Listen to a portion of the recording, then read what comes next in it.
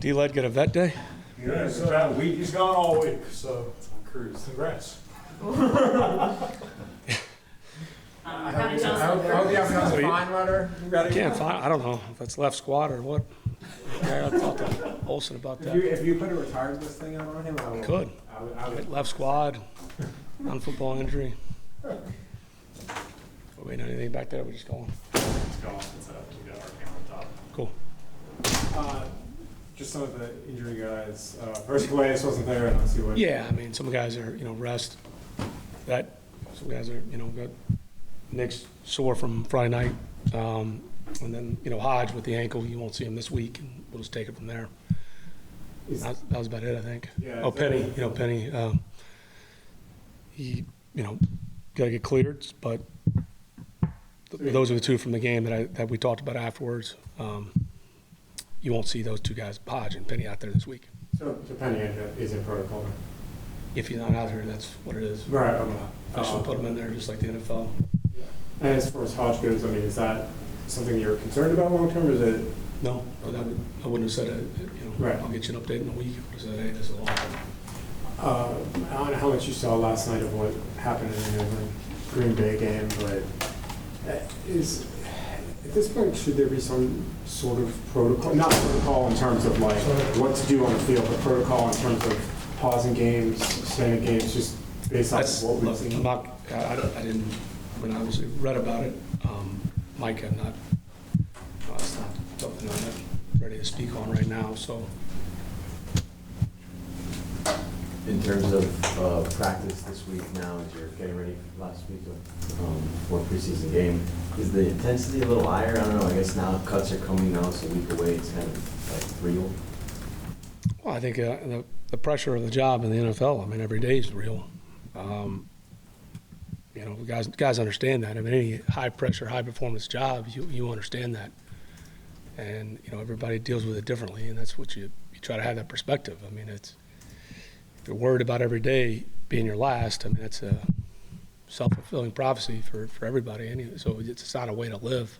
But that can get people if that's your mindset. So, you try to get guys that don't. We understand what we all signed up for, but, certainly we're closer to the opening day, and and the thing is now, I mean, there are more jobs available with the practice squads being bigger.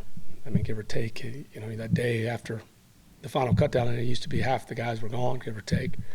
But now you're bringing 16 guys back on practice squad. Maybe they're in this building, they're not, but there's a lot more job opportunities available. That's where it's changed a lot too.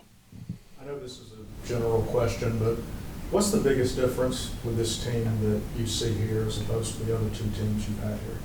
Every team you have is different.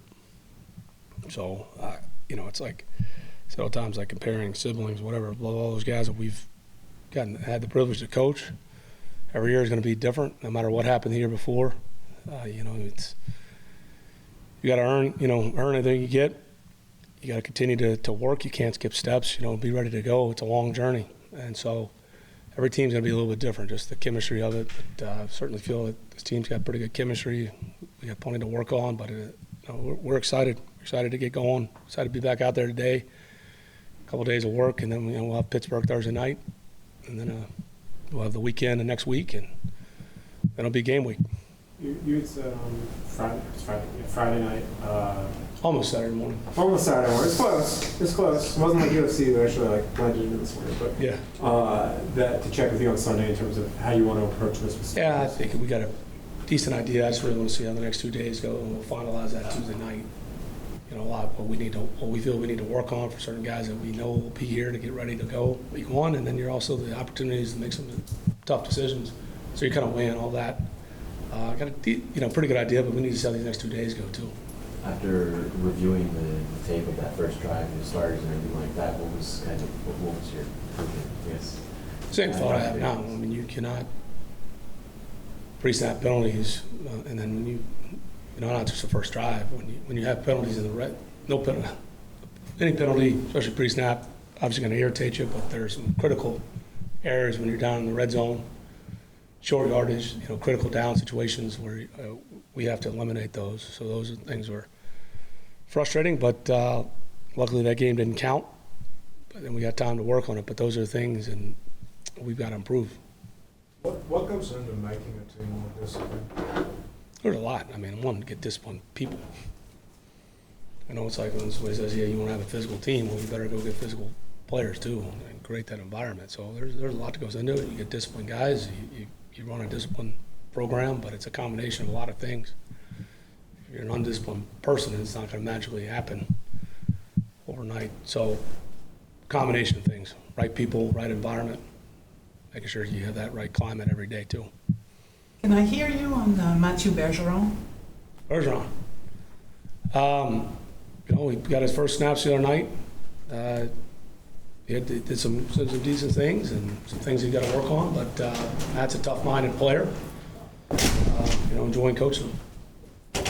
Kyle Pitts got to those limited being back out on the field after his injury last year. How good was that to just see him back out there? It was more a mental thing. And physically, he's looked great. We had a couple snaps wanted to get him. Wanted him to at least touch the ball once, which he was able to do on the keeper. I didn't realize it live until you watch tape. That ball actually got tipped, so he went back and adjusted on it. Hubbard tipped it a little bit, went behind him on it, but it was good. It was good for Kyle to feel that, and he was excited to be back out there. So just one more step. So we had a couple plays for him, and that was good to see. We've talked so much about the starting offense, but what about the starters on defense? What do you see out of them that you liked now after going back?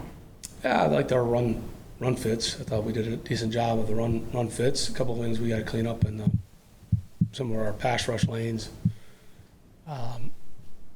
Things here or there. In the past defense, but I thought our run fits, especially early for that veteran group, was pretty damn good.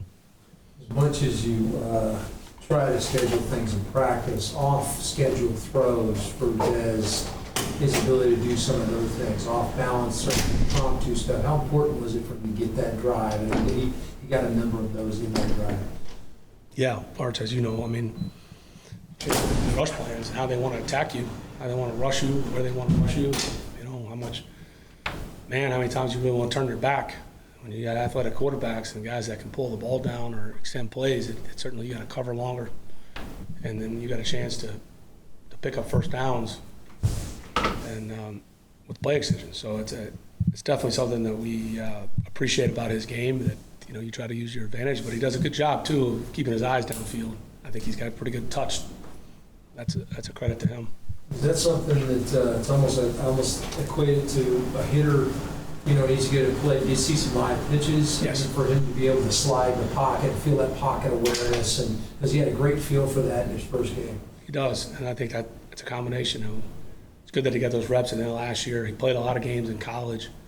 That's the thing you can't simulate. And if a guy hasn't played a lot of reps, that's the hardest thing to create without live games. That was, I liked about Dez, and certainly we all did. Some of the stuff going back to Cincinnati, and I think he's got a natural feel in there, and I also think he's got a natural. A lot of guys that extend plays, but then they can't get the right, they can't throw the right pitch, or if you use a golf analogy, they can't pick the right club. And he does a good job of knowing, when you're in those play extensions, what to put on it, because that's another art in itself as well. Little ones are probably tearing up the office. You better get up there. Just a clarification, when it comes to Mike, Cornell, and Cordero, that's still soft tissue coming back from? Sure. Okay. And then Gladys was resting? Yeah. Okay. Thanks for that.